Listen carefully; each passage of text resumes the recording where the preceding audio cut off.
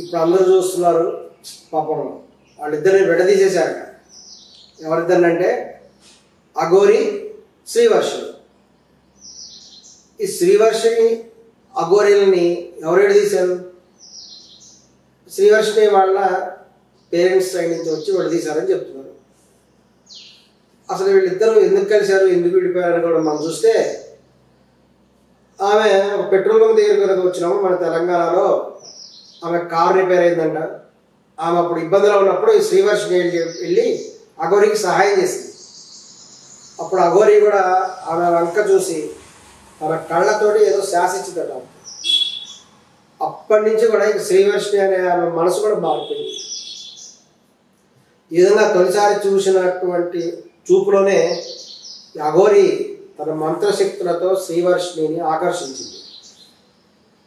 అప్పటి నుంచి కూడా ఈ అమ్మాయి చదువు సంధ్య అన్నీ కూడా మర్చిపోయి వదిలిపారేసేసి ఆ వెంబడి చుట్టూ తిరగడం స్టార్ట్ చేసింది.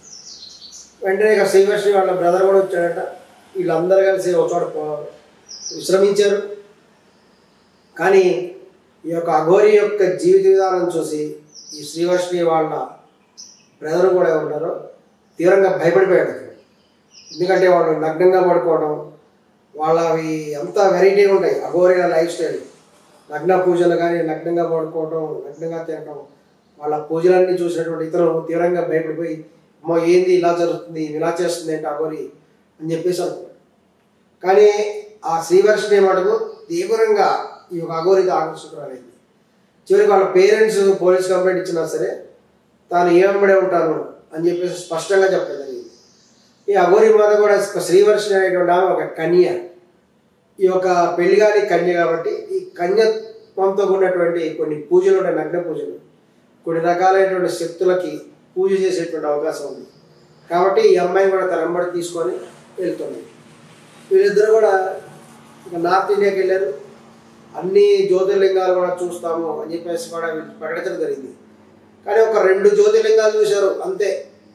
మరి ఏ జ్యోతిర్లింగంలో చూడటం వల్ల ఏం కలిగిందో ఏమో కానీ ఇక శ్రీవర్షిని ఇదివరకు ఆమె విడుదల చేసినటువంటి వీడియోలు చూసినటువంటి వాళ్ళ ఇంట్లో వాళ్ళు ఈమె ఓంకారేశ్వరికి ఎప్పుడైతే వెళ్ళిందో తర్వాత వెంటనే కూడా వాళ్ళ వచ్చేసేస్తే స్థానిక పోలీసులు కూడా తీసుకొని వచ్చేసి ఈ వెంబడి పడిపోయి వెంటనే పట్టుకున్నారు. పట్టుకొని తన వెంబడి తీసుకెళ్ళేవాళ్ళు అని చెప్పేసి కూడా తీవ్రమైనటువంటి గొడవ చేయడం జరిగింది. వాళ్ళు ఆ శ్రీవర్షిని ఎంత చెప్పినా కూడా వినకుండా కూడా ఆ అమ్మాయిని కూడా వీళ్ళు తీసుకుపోతున్నారు. ఆ అమ్మాయికి ఏం జరిగింది ఏంటి అనేటువంటిది కూడా వీళ్ళకున్నటువంటి డౌట్. అసలు ఏం జరిగింది అనేటువంటిది ఒకసారి మనం కనుక్కుందాము. ఈ యొక్క అఘోరి మాతకు కూడా ఒకసారి ఫోన్ చేసి ఆమె యొక్క ఒపీనియన్ ఏంటి అనేది కూడా మనం ఒకసారి తెలుసుకుందాం.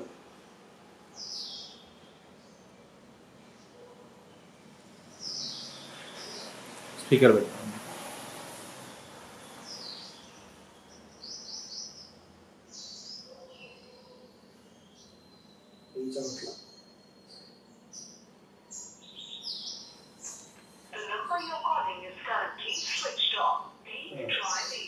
అఘోరి మాత అది స్విచ్ ఆఫ్ వస్తుంది.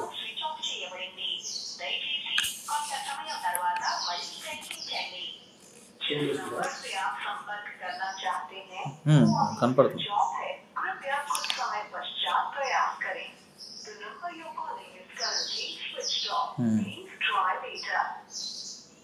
ఓకే సరే, ఈ అఘోరి మాత నెంబర్ కూడా స్విచ్ ఆఫ్ వస్తుంది. ఆమె ప్రజెంట్ ఓంకారేశ్వర దగ్గర ఉంది. మరి ఆమెకి ఏమైనా ప్రమాదం జరిగిందేమో తెలియదు. ఎందుకంటే ఆమె శ్రీవర్షిని ఎలాగంతో తీవ్రంగా దుఃఖిస్తున్నది. కొన్ని ప్రముఖ ఛానల్స్ కూడా ఇంటర్వ్యూలు ఇస్తున్నది. ఒకవేళ ఆమె ఏమైనా ఆత్మహత్య ప్రయత్నం చేసిందా లేకపోతే నర్మదా నదిలో దూకిందా తెలియదు. కాబట్టి ఏదేమైనా అఘోరి అనేటువంటి ఆమె గురించి కూడా మనందరం తెలుసుకోవాల్సిన అవసరం ఉంది. ఆమె ధర్మాన్ని కాపాడాలని చెప్తుంది. కాబట్టి ఆమె నిజంగా ధర్మాన్ని కాపాడడానికి వచ్చిందా లేకపోతే ఇంకేదైనా పూజలు చేయడానికి వచ్చిందా అనేటువంటిది కూడా మనం త్వరలో కూడా తెలుసుకుందాం.